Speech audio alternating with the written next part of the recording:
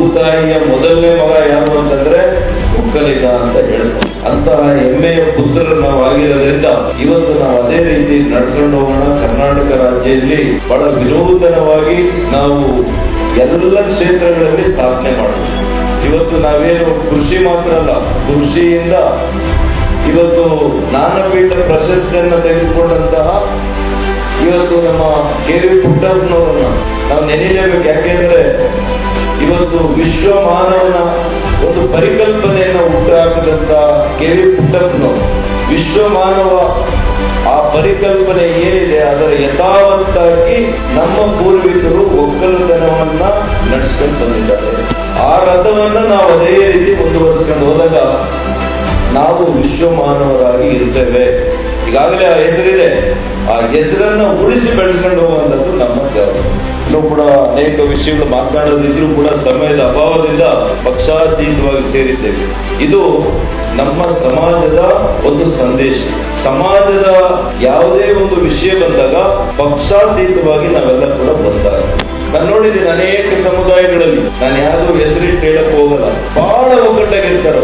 ರಾಜಕಾರಣ ಬಂದಾಗೂ ಒಗ್ಗಟ್ಟಾಗಿರ್ತಾರೆ, ರಾಜಕೀಯದರವಾಗೂ ಒಗ್ಗಟ್ಟಾಗಿರ್ತಾರೆ. ಆದರೆ ನಾವು ಮಾತ್ರ ಒಳ್ಳೆ ಇಟ್ಟು ನಾಟಿಕೊಳ್ಳಿ ಅಂತ ಮಾತ್ರ ಚೆನ್ನಾಗಿ. ಆಮೇಲೆ ಸ್ವಲ್ಪ ಅವನು ಬೆಳೆದ್ರೆ ಅವನ್ ಕಟ್ ಮಾಡಬೇಕು ಅಂತ. ಇದು ಸ್ವಲ್ಪ ಉದಾತ್ತವಾಗಿರ್ತಕ್ಕಂಥ ಹೃದಯಶೀಲತೆಯನ್ನ, ಶ್ರೀಮಂತಿಕೆಯನ್ನ ನಾವು ಬೆಳೆಸ್ಕೊಂಡು, ಹಾಗಾಗಿ ಈ ರೀತಿಯ ಮನೋಭಾವನೆಯನ್ನ ನಾವು ಬೆಳೆಸ್ಕೊಂಡಾಗ ಬೇರೆ ಯಾವುದೇ ಸಮುದಾಯದಲ್ಲಿ ಕೂಡ ಈ ರೀತಿಯ ಒಗ್ಗಟ್ಟು, ಇವತ್ತು ನಾನು ನೋಡ್ತಾ ಇದ್ದೀನಿ ಅನೇಕ ಸಮುದಾಯ ಬಹಳ ಒಗ್ಗಟ್ಟನ್ನು ಪ್ರದರ್ಶನ ಮಾಡ್ತಾ ಇದ್ದಾರೆ. ನಾವು ಬಹುಸಂಖ್ಯಾತರಾಗಿರೋದಕ್ಕೆ ಆ ಒಗ್ಗಟ್ಟಿಲ್ವಾ? ಅದಾಗಬಾರ್ದು. ಬಹುಸಂಖ್ಯಾತರು ಇರುವಂತ ಸಂದರ್ಭದಲ್ಲೇ ಹೆಚ್ಚು ಒಗ್ಗಟ್ಟನ್ನು ಪ್ರದರ್ಶನ ಮಾಡಿದಾಗ, ಸಂಘಟನೆಯನ್ನ ಪ್ರದರ್ಶನ ಮಾಡಿದಾಗ ಧೈರ್ಯ ಬರುತ್ತೆ, ಶಕ್ತಿ ಬರುತ್ತೆ. ಅದರ ಮೂಲಕ ನಮ್ಮ ಸಮಾಜಕ್ಕೆ ಒಳ್ಳೆಯದಾಗುತ್ತೆ. ಇವತ್ತು ಅಪಪ್ರಚಾರಕ್ಕೆ ಒಳಗಾಗಿಲ್ಲ, ಅವರ ಅವಿನೀತಿಗೆ ಒಳಗಾಗಿಲ್ಲ, ಅಷ್ಟು ಪಾರದರ್ಶಕತೆಯಿಂದ ಆಡಳಿತವನ್ನು ನೀಡಿದ್ದಾರೆ. ಅದಕ್ಕೆ ಇವತ್ತು ಕಾನೂನು ಕಾಲೇಜ್ ಆಗಿದೆ, ಅದೇ ರೀತಿ ವಸತಿ ನಿಲಯಗಳಿದೆ.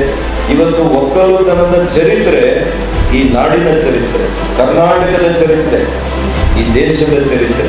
ಇವತ್ತು ನಮ್ಮ ಸ್ವಾಮೀಜಿಯವರು ಇವತ್ತು ಪ್ರತಿಯೊಬ್ಬ ಒಕ್ಕಲಿಗನು ತಲೆ ಎತ್ತಿ ಹೆಮ್ಮೆಯಿಂದ ಇದು ನಮ್ಮ ಸಮಾಜ, ನಮ್ಮ ಮಠ ಅಂತ ಹೇಳುವಂತರ ಮಟ್ಟಿಗೆ ಇವತ್ತು ನಿರ್ಮಲಾನಂದ ಸ್ವಾಮೀಜಿಯವರು ಈ ಮಠವನ್ನ, ಈ ಸಮಾಜವನ್ನ ಮೇಲೆತ್ತಿ ಕೆಲಸ ಮಾಡ್ತಾರೆ. ಇವತ್ತು ನಮ್ಮ ಶ್ರೀ ಬಾಲಗಂಗಾಧರನಾಥ ಸ್ವಾಮೀಜಿಯ ಇವತ್ತು ವೈವೈಕ್ಯ ಮಂದಿರವನ್ನ ಮಾಡಿದ್ರು. ಆ ಮಂದಿರ ಉದ್ಘಾಟನೆಗೆ ನಮ್ಮ ಮಾನ್ಯ ಪ್ರಧಾನಮಂತ್ರಿಗಳು ನರೇಂದ್ರ ಮೋದಿಜಿಯವರನ್ನೇ ಕರೆಸಿ. ಇದು ಸುಲಭದ ಮಾತಲ್ಲ, ಇದು ನಮಗೆಲ್ಲ ಕೂಡ ಒಂದು ಭೂಷಣ, ಒಂದು ಹೆಮ್ಮೆ ಅಂತ